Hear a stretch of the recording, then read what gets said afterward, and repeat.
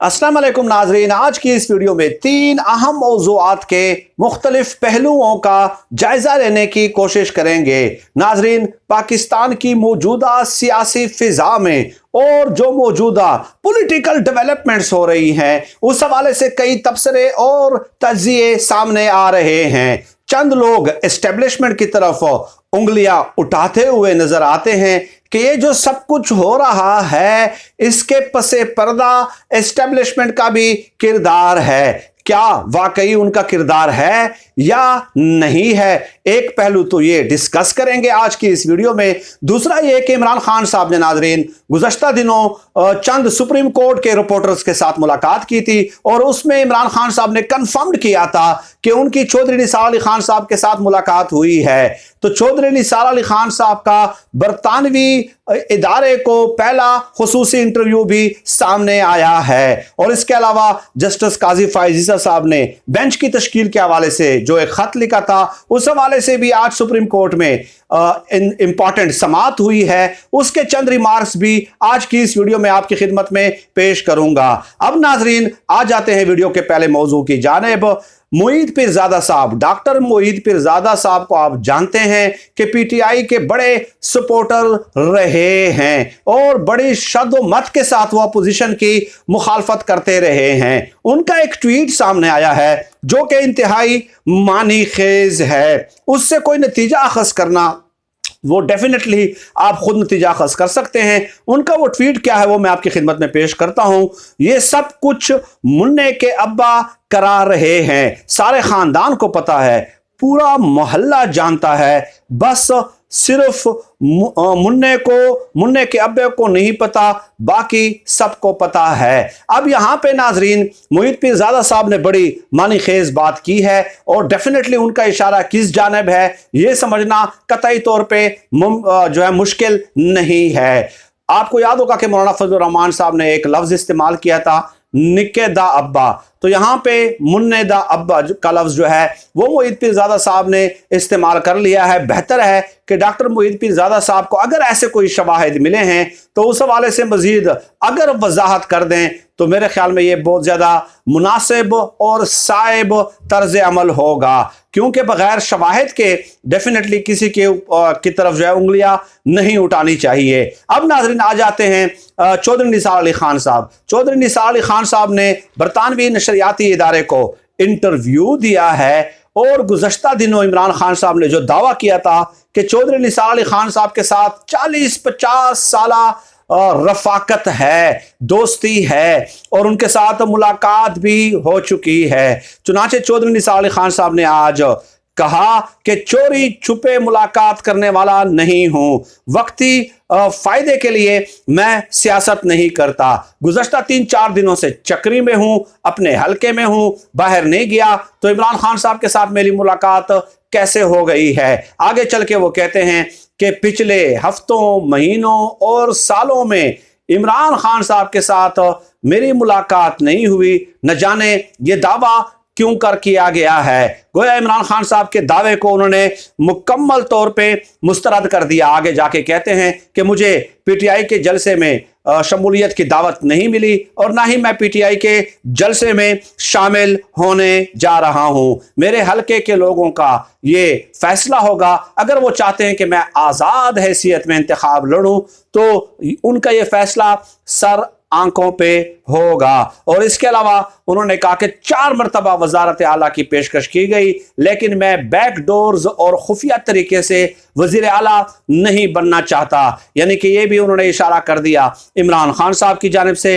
Definitely शरीफ खानदान तो कभी भी चौधरी निसार अली खान साहब को वजारत आला की पेशकश नहीं करेंगे, चाहे वो आखिरी सांस तक उनके साथ रहें, आखिरी सांस तक उनके जूते उठाते रहें, क्योंकि वहां पे वजारत आला हक है सिर्फ शरीफ खानदान का, शहबाज शरीफ का, हमजा शहबाज का, उनके खानदानों में से ही कोई वजीर आला बनेगा। इसके अलावा चौधरी निसार अली खान जैसे लोगों को तो ये सोचना भी नहीं चाहिए, ये तस्वुर भी नहीं करना चाहिए। इसलिए जो उन्होंने ये कहा है कि 4 मरतबा वजारत आला की पेशकश की गई तो वो डेफिनेटली पीटीआई की तरफ से ही की गई होगी। लेकिन बहरहाल ये जो है ड्रॉप सीन हो गया है चौधरी निसार अली खान साहब के इंटरव्यूज के हवाले से। और आज सुबह भी मैंने एक वीडियो की है और उसमें मैंने कहा कहा था कि चौधरी निसार अली खान साहब जो हैं पाकिस्तानी सियासत के सबसे बुज़दिल और कंफ्यूज सियासतदान है।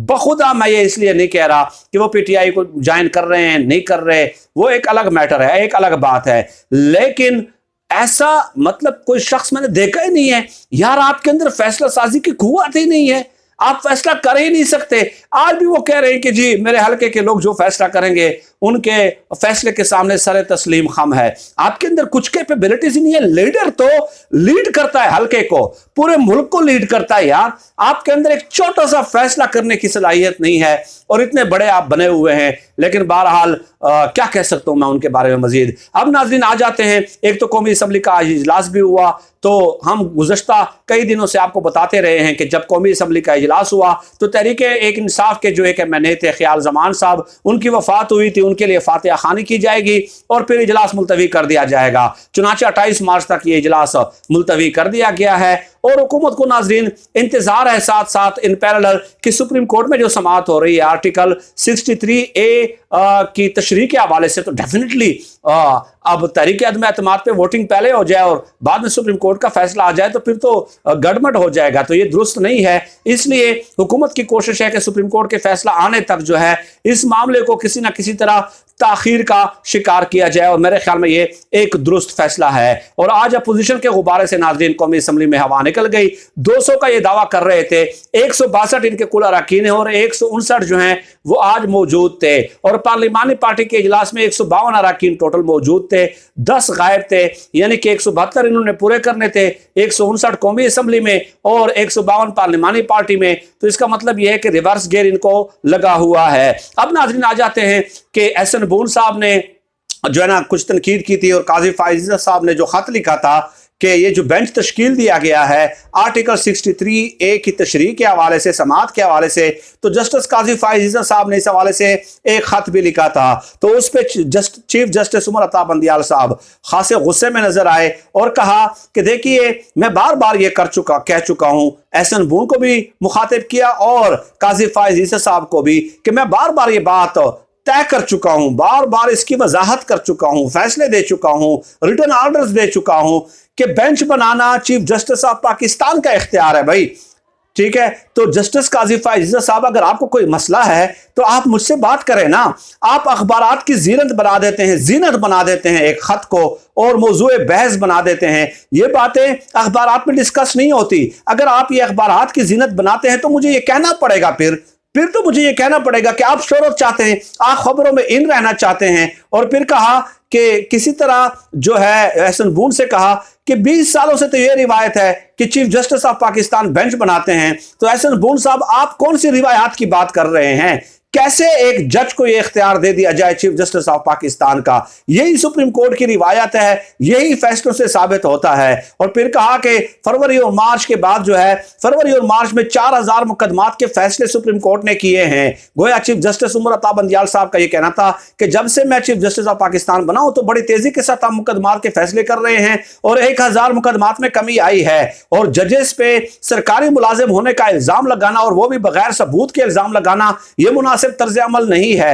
और इसके अलावा जो है ना बहुत सारी बातें कही चीफ जस्टिस उमर अता बंदियाल साहब ने। ये जो एहसन बून साहब है, ये जो बार कौंसल्स हैं, डेफिनेटली ये भी इमरान खान साहब के मुखालिफ आ चुकी हैं। आप खुद अंदाजा लगा लीजिए कि कौन सा तबका है जो इमरान खान साहब की हिमायत कर रहा हो, लेकिन उसके बावजूद भी इमरान खान साहब जो है डट के खड़े हैं और सबका मुकाबला कर रहे हैं। ये सिर्फ इमरान खान साहब ही कर सकते हैं। इतने मजबूत आसाब वाले इंसान ही इस किस्म के हालात का मुकाबला कर सकते हैं। इसलिए हमारी हद्दुल वसा कोशिश होती है कि हम जितना उनको सपोर्ट कर सकते हैं हम करते रहेंगे। बेशक अदम एतमाद की तहरीक कामयाब हो जाए, डजंट मैटर। ऊंच नीच, क्रेस्ट एंड ट्रफ, शिकस्त और फतह, ये हार और जीत ये लगी रहती है। सबसे पहली बात यह है और अहम बात यह है लीडर के लिए कि वो जहनी तौर पे किसी भी किस्म के हालात हों वो शिकस्त तस्लीम न करे। सर दस नाज़रीन मायने गुजारिशात पे इक्तिफा करता हूँ। अल्लाह पाक से दुआ है कि अल्लाह पाक हमें खल्क़ खुदा के लिए आसानियाँ पैदा करने की तौफीक अता फरमाए। आमीन या रब्बल आलमीन।